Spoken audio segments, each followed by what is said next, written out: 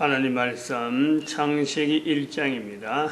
창세기 1장 1절에서 끝절까지 말씀 교독합니다. 1절 말씀 제가 먼저 받들어 봉독드립니다. 태초에 하나님이 천지를 창조하시니라.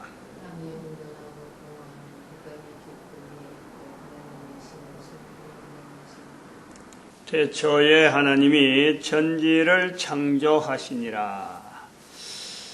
창세기 1장 1절의 말씀, 이 말씀이 오래된 기록 문서에 되지만은 현재에 있는 내한테 이것이 연결되어지는 이 내용은 문서로서의 이 문자로서 되었기 때문에 문서로서 남겨지는데 이것을 읽는 현재 당대에 있는 개인 한 사람 한 사람의 어떤 뭐랄까요 노력 안 그러면 뭔가 시도 본인의 이행 행동으로 직접적으로 이제는 나타내야 이게 가능하죠. 그거 왜 그래 하느냐? 현재 있는 자기가 더 나은 발전, 즉 가장 어떤 누구나 이것을 추구한다 그러면요. 개인의 가치입니다. 개인의 가치. 개인의 가치의 상승. 뭐 국가도 이거는 감동 못하는 거죠. 어쩌면 국가 자체의 존재, 국가가 존립이 가능하다. 국가로서의 통치가 가능한 어떤 형태가 주어진다 할 때는 그거는요. 개인의 가치가 상승, 엄청난 상승이 개인의 가치가 분명히 개인적으로 풍부할 때는요. 국가는 사실은 통치하는데 어려움이 없어요. 골치 아프다 할 일이 없는 거예요. 왜냐하면 개인이 다 알아서 해버리니까. 자기의 주어지는 가치에 따라서 절대적인 가치, 즉 창조된 인간이 창조되어진 우주 인간 중심으로 창조되어진 것에서 내 한 사람이 지금 내가 주인공이다. 이것처럼요. 개인의 가치를 높일 수 있는 이유가 없어요. 거기에 하나님이 창조자 하나님이 딱 뒷받침이 되어지면서 또 그 창조자니 뒷받침되어지는 그 내용이 직접 내가 내 입에 자꾸 입으로 자꾸 말을 나오잖아요. 그러니까 내 귀로 듣잖아요. 내 인식 자체가 전체적으로요. 흐트러짐이 이 창세기 1장 1절은 누구든지 갈 수 있는 거예요. 현재적으로. 그리고 그것이 내가 현재적으로 이것이 같이 해야 한다. 이것 또한 내로서 끝이 나지 않는 인간의 어떤 인간이라고 하는 이 단위에 주어지는 이 엄청난 어떤 비밀이 있잖아요. 이 비밀 때문에 사탄이 나를 공격하는 거예요. 즉, 이 고리를 끊겠다는 거예요. 인간이라는 이 고리에서 인간이 존재되는 것에서 근본적으로 사탄은 실외인 거죠. 그래서 존재에 대해서 하나님께서 정령 죽으리라 하는 조건 자체가 나오도록 뭔지 모르게 이 사탄이 하나님과의 어떤 관계, 어떤 계약, 어떤 하나님의 어떤 그 섭리를 계속 참수하는 가운데 인간 존재에 대한 특별한 어떤 조건을 붙인 거예요. 그 중에 하나님께서 들어준 거예요. 하나님께서. 사탄의 요구를 만약 그래 사탄이 참소했다면 사탄의 요구를 하나님이 들어준데 그 중에 하나가 정령 죽으리라 하는 이 조건. 여기서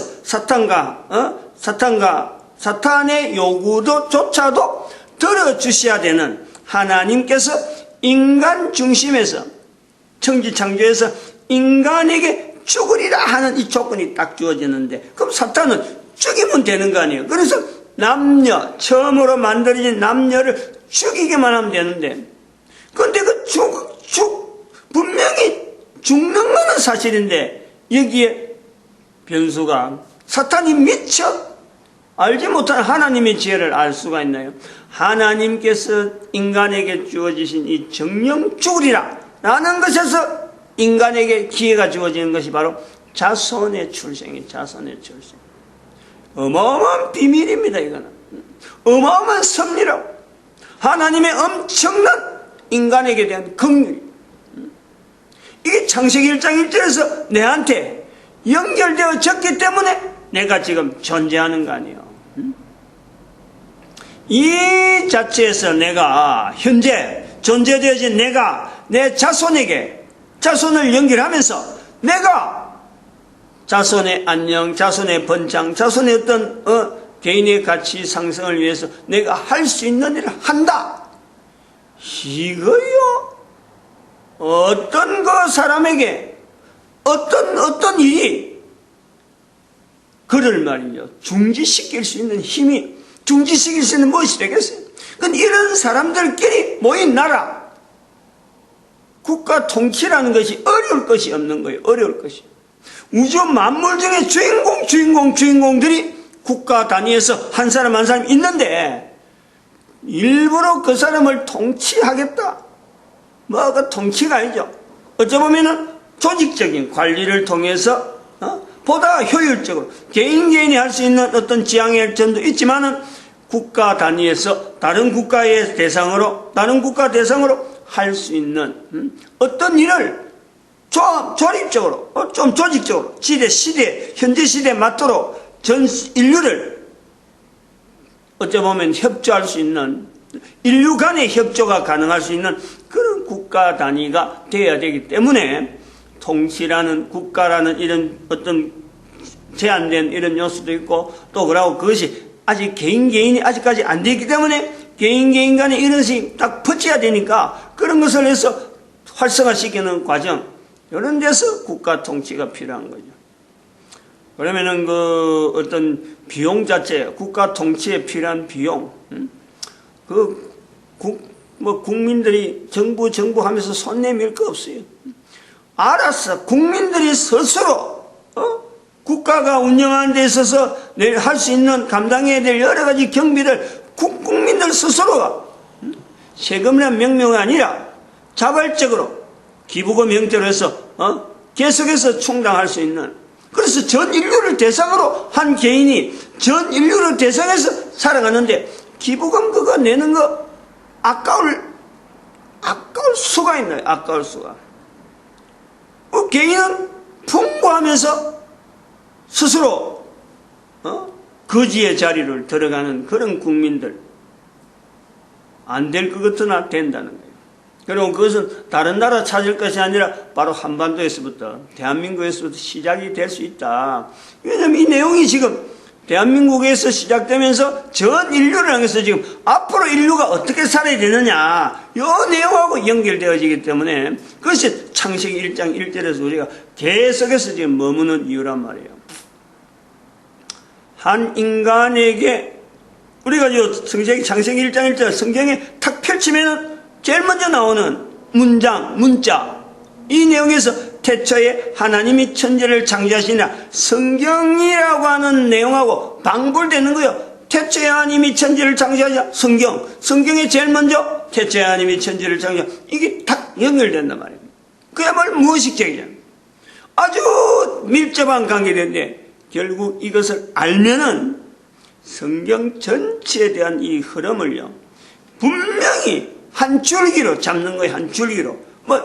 저것을, 요 가서 골짜기 가다가 드바퀴어가고, 이게 길인가 가다가 막다른 골목, 저기 깊은 데로 내려가다가 동굴로 내려가다가 또 막다른 골목, 이런 게 아니라, 창세기 1장 1절을 딱 붙잡으면은 이 길이 전체, 계시록 마지막까지 갈 수 있는 그 내용이 있기 때문에 우리가 지금 여기서 붙잡는데, 그 무의식적인 창세기 1장 1절이 성경의 처음이 태초에 하나님이 천지를 창조하시나, 이런 요소가 우리가 있다. 그런데 이게 무엇이라 하는 이 표현을 제가 일부러 의도적으로 좀 쓰고 있는데, 이것은 우리가 자세히 생각해 봐야 돼요. 창세기 1장 1절하고 내가 무의식적으로 이 창세기 1장 1절을 늘 이렇게 연결해 볼 수 있는 내 구조가 필요한 거예요.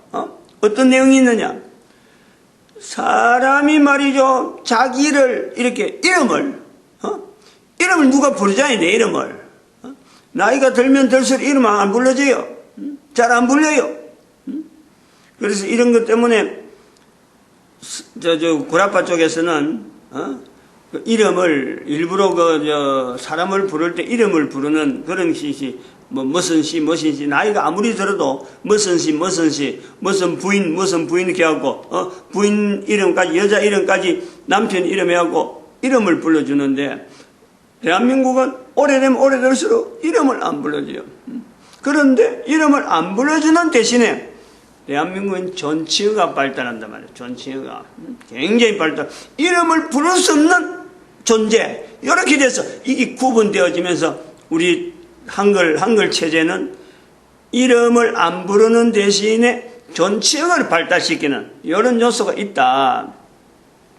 그건 좀 다른 문제였고 우리가 이름을 이렇게 부를 때 한번 생각해 누구나 개인적으로 자기 이름 부르는데 반응하지 않는 사람 있나요? 어묵 이름을 딱 나오는데 그 이름이 아무리 흔한 이름이라도 일단 자기 이름이 되면요 누구든지 기가 쫑긋한 거예요. 그런데 그것도 순간적으로 생각하잖아요. 이 이름을 부를 사람은 나밖에 없는데 주변하고 환경에서 나밖에 없다 할 때 그 해당되는 사람이요 나라고 옆에서 누가 뭐 어떤 환경이든지 이름을 딱 불렀는데 자기 이름을 불렀을 적에 나라 하는 반응을 다 하잖아요. 다 한단 말이에요. 여기서 우리 창세기 1장 1절이라는 요소를 본단 말이에요. 창세기 1장 1절에 태초에 하나님이 천지를 창조하시니라 할 때에 인간 중심의 천지 창조에 태초에 하나님이 천지를 창조하시나 그 속에 있는 주인공 태초에 하나님이 천지를 창조하시니라 하는 것이 내가 딱 눈으로 봤다. 귀로 들었다. 누군가 라디오 방송에 들었다. 어딘가 텔레비전 이런 데 말이 나오다. 그러면요 저거 내가 주인공인데 저 속에 내가 주인공인데 왜 우리는 그렇게 말 못해요?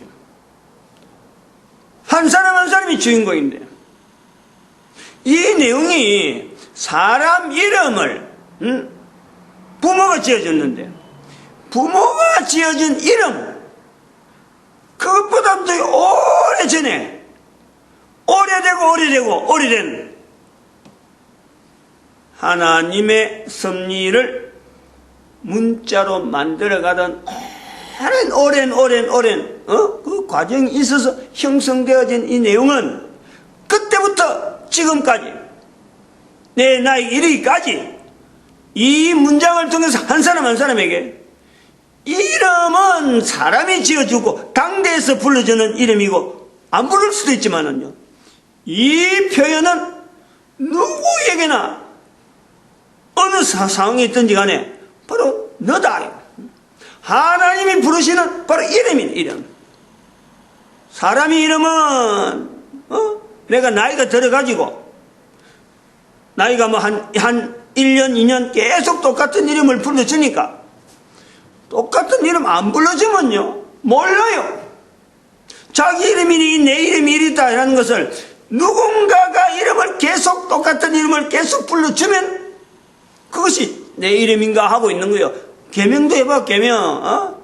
개명해서 혼란스러운 거예요. 저거 옛날 이름인데 하고 있다. 나중에 개명된 이름이 나중에 생각나서 하는데, 안 불러주면은, 불러주던 이름을 갖고 계속 잡고 있는 거예요. 그래서 개명한 사람들은요, 굉장히 정체성에 분명히 혼란이 있는 게 사실이에요. 이거는 분명해야 돼요. 한 사람이 처음부터 불러주는 그 이름 내가 싫다 그래갖고 함부로 이름 바꾼 거. 성형수술. 자기 정체성을 바꿔놓은 내용이 얼마나 많은지 몰라. 이런 거는 그 개인이 알지 못한 중에 병에 있는 거예요. 병중에 있는 거예요. 병중에.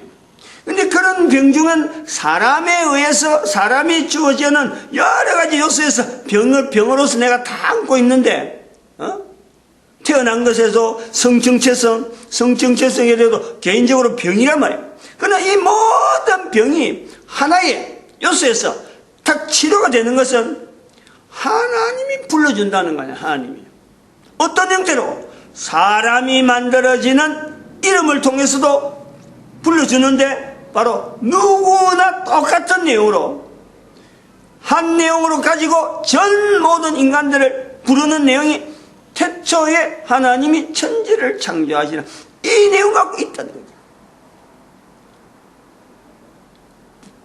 이런 거는 뭐 성경을 통해서 좀 훈련이 되면 돼요. 훈련이 되면 누구든지 처음부터 뭐 아이고 태초에 창세기가 1장 1절이 오래된 내용인데 언제부터 있었던 내용인데 이제 새삼스럽게 날 부르는가 할 수도 있지만은 성경을 통해서 우리가 교회 와서 성경에 대한 인식 이걸 하나님 말씀이다. 신약에 태초에 말씀이 계시니라.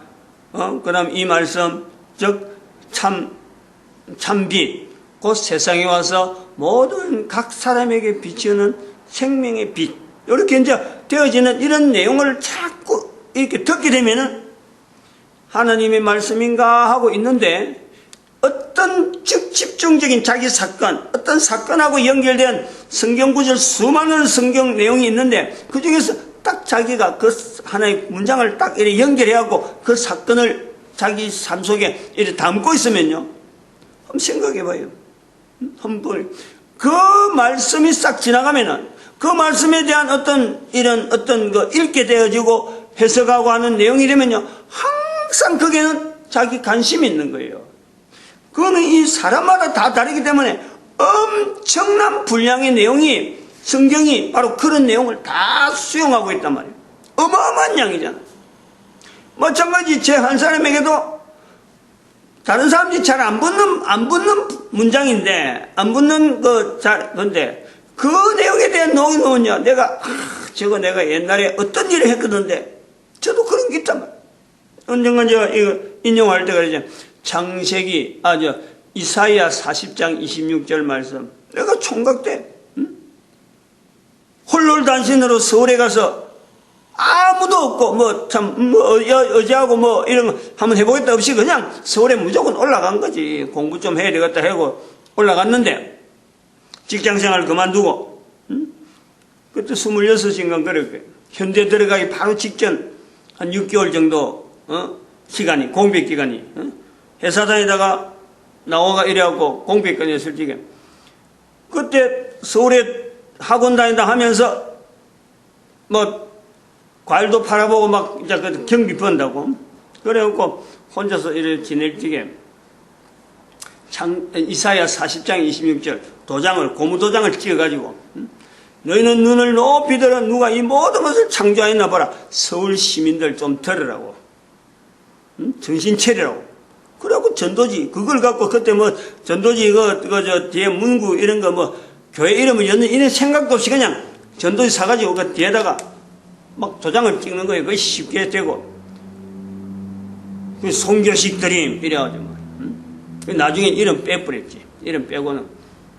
그 고무도장이 지금도 있을란지 모르겠네. 그 문장이 딱 들어오면요. 다른 사람들은 그걸 잘 안 쓰니까. 저거 딱 그때 26살 될 때 서울의 바닥을 헤매면서 말이요. 고층 빌딩 바라보면서 청와대 옆에서 전도하던 거 전부 다 머리에서 안 떠나는 거지. 바로 그 내용이라는 게 창세기 1장 1절이 모든 사람에게 하나님께서 동일하게 모든 사람에게 바로 네가 주인공이다. 내가 지금 너를 부른다. 하나님이 너를 부른다. 하나님이 개인에게 불러주는 주인공으로 불러주는 자리로 창세기 1장 1절을 봐라 이거죠. 봐라.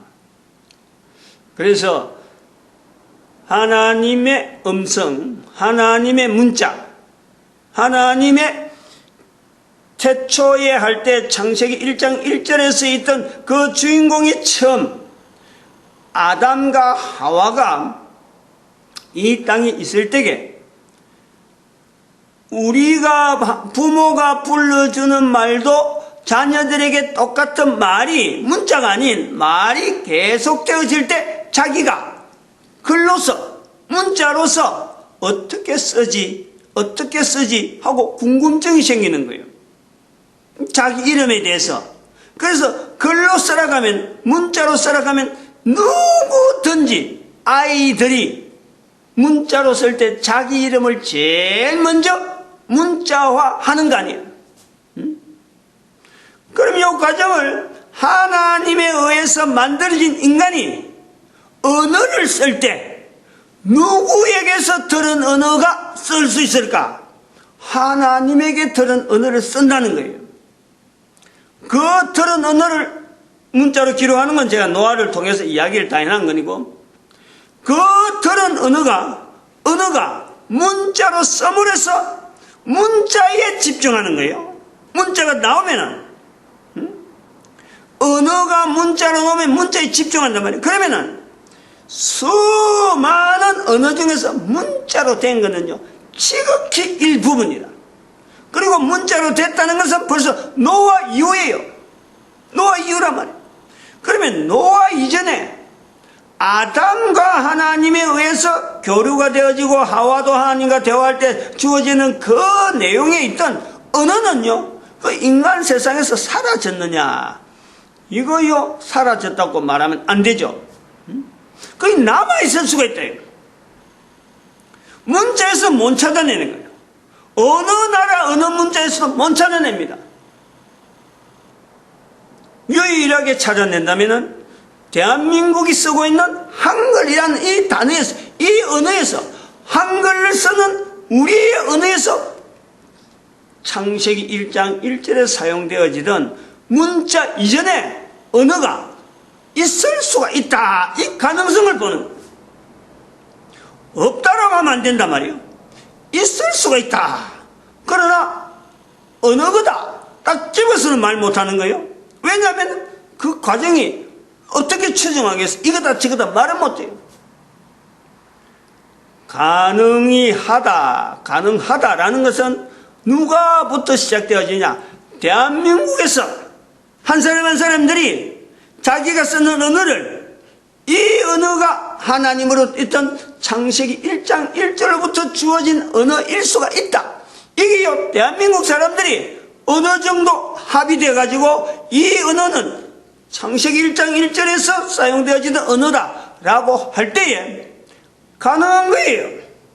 그러니까 개인적으로 사람들이 어느 정도 형성이 되어서 이것은 창세기 1장 1절부터 오는 언어다라고 할 때는요, 어느 나라 사람도 못 막아요. 그런 힘이 있다. 그랬을 적에 전 세계 사람들에게 보급할 수 있는 창세기 1장 1절부터 형성되어졌던 하나님으로부터 형성되었는 그 언어가 지금 전 세계 인류에게 이것이 하나님이 주어주신, 인간에게 주어진 언어들이다. 이 말을 누가 해줘야 되겠어요? 한글을 쓰는 사람이 아니면 어림도 없죠. 그래서 한국의 자리가, 대한민국의 자리가 전 세계 인류 가운데 어떤 위치에 있다 하는 것에 대한 책임감, 자부심, 앞으로 어떤 그 자손들에 대한 어떤 축복에 대한 어떤 힘, 이런 것이 같이 내재가 되는 거고, 그래서 인류 전체가 평화가 되어질 수 있는 어떤 가능성을 우리가 본단 말이죠. 마치겠습니다. 기도드립니다. 할렐루야.